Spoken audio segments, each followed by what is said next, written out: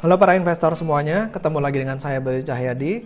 Di video kali ini saya ingin membahas tentang suatu perusahaan yang mencatatkan laba bersih, tapi cash flow from operation-nya negatif. Nah, saham seperti ini apakah masih layak untuk dikoleksi atau mending kita hindari aja ya setelah yang satu ini?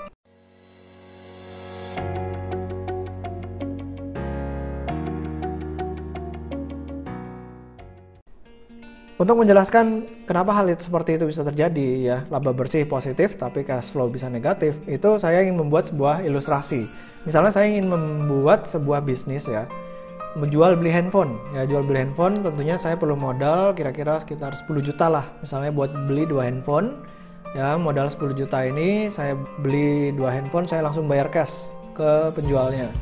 Nah, 2 handphone ini seharga 10 juta ini ya totalnya, saya ingin jual kembali ke orang lain, dan untungnya setelah sekian lama akhirnya saya berhasil menjual 2 handphone ini ya, misalnya menjual ke si A dan ke si B gitu. Dan handphone yang pertama saya menjual dengan harga 6 juta ke si A. Nah, si A ini bayar cash ya, si A ini bayar cash sehingga saya menerima cash sebesar 6 juta rupiah dan saya berikan handphonenya ke si A ya, satu handphone. Dan yang handphone satunya saya juga berhasil menjual ke si B. Nah, tapi bedanya si B ini belinya itu nggak pakai cash. Dia bilang dia bakal ngutang dulu, mungkin sekitar seminggu atau 2 minggu dia bakal bayar gitu. Karena ya mungkin dia baru terima cashnya baru seminggu atau 2 minggu lagi. Jadi akhirnya saya juga tidak langsung menerima cash dari si B ini, tapi baru cuma terima cash dari si A. Nah, di dalam akuntansi ya, ada yang namanya metode akrual. Nah, metode akrual ini bisa mengakui pendapatan itu pada saat terjadinya transaksi.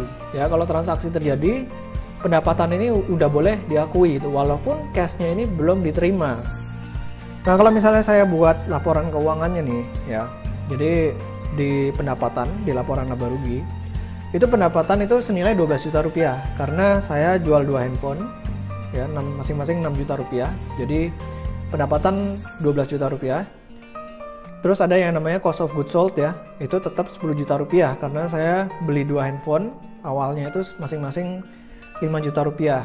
Nah, dari sini baru dapat namanya gross profit. Gross profit ini laba kotor sebesar 2 juta rupiah ya, 12 juta dikurangin 10 juta.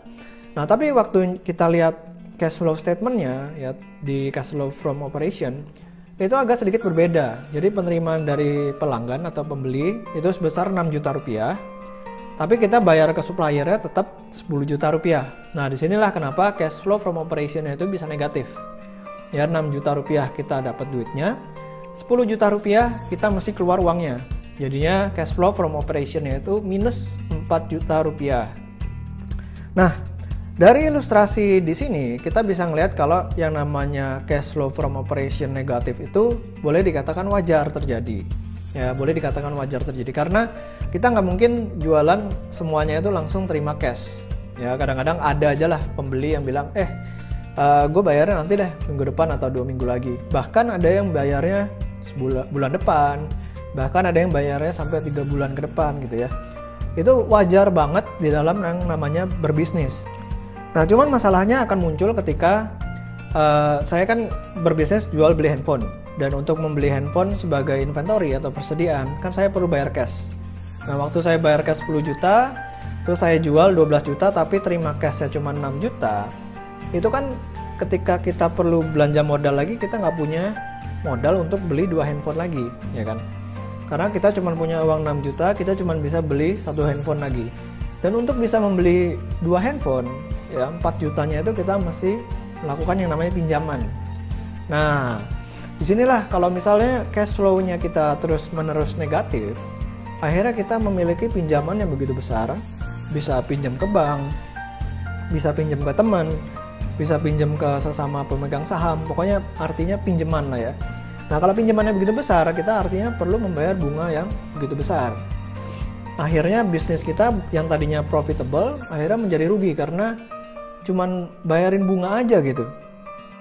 Jadi yang ingin saya sampaikan di sini adalah perusahaan yang cash flow from operation yang negatif tapi laba bersihnya positif, itu wajar-wajar aja ya.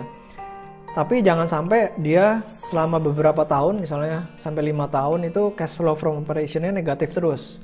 Kalau cash flow from operation-nya negatif terus, artinya ya bisnisnya nggak bagus juga gitu. Terlalu lama ngutangin tapi dia nggak bisa nagihnya, nggak terima-terima gitu cash-nya. Sampai akhirnya perusahaan ini harus melakukan yang namanya minjem ke bank, ya, ngutang, atau yang namanya right issue. Nah, kalau udah right issue, pemegang saham lama tentu akan dirugikan karena terjadi yang namanya dilusi. Nah, satu lagi, kalau misalnya perusahaannya ini mencatatkan cash flow from operation negatif, yang ingin saya lihat adalah perusahaan ini memiliki, ya, atau kinerjanya itu bertumbuh. Ya, jadi pendapatannya bertumbuh dari yang tahun lalu, 2 tahun lalu, 3 tahun lalu itu terus meningkat. Tapi kalau misalnya kinerjanya turun, atau revenue-nya dari waktu ke waktu terus turun, lalu cash flow from operation-nya negatif, nah itu tanda-tanda berbahaya tuh. Ya, yang kayak gitu-gitu mending kita pikir 2 kali, 3 kali sebelum membeli sahamnya. Soalnya takutnya dia malah kesulitan keuangan nantinya. Ya, jadi kesimpulannya adalah perusahaan yang cash flow from operation-nya negatif itu nggak selalu jelek.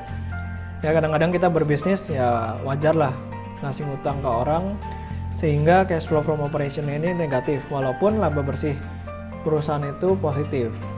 Tapi kita mesti lihat, jangan sampai cash flow from operation-nya ini negatif hingga beberapa tahun ke depan. Ya, jangan sampai lah. Kalau misalnya cash flow from operation-nya negatif terus, artinya perusahaan ini akhirnya perlu minjem uang dalam jumlah yang besar, ya, untuk modal kerjanya. Sehingga akhirnya perusahaan ini harus membayar bunga yang begitu besar dan laba untuk pemegang sahamnya itu menjadi kecil. Ya, kita harus hindari itu. Ya, demikian ya para investor semuanya video saya kali ini. Semoga menjawab pertanyaan kalian ya. Apakah perusahaan yang laba bersihnya positif tapi cash flow-nya negatif itu masih layak untuk dikoleksi atau tidak? Sebenarnya masih layak ya, masih layak dikoleksi, masih layak dibeli sahamnya. Selama cash flow from operation-nya itu nggak negatif terus-terusan. Ya, semoga video kali ini bermanfaat buat kalian semua. Jangan lupa untuk di-subscribe ya YouTube channel saya dan juga follow Instagram saya di Pesan Saham. Semoga video kali ini bermanfaat. Sampai ketemu di video-video berikutnya. Selamat berinvestasi.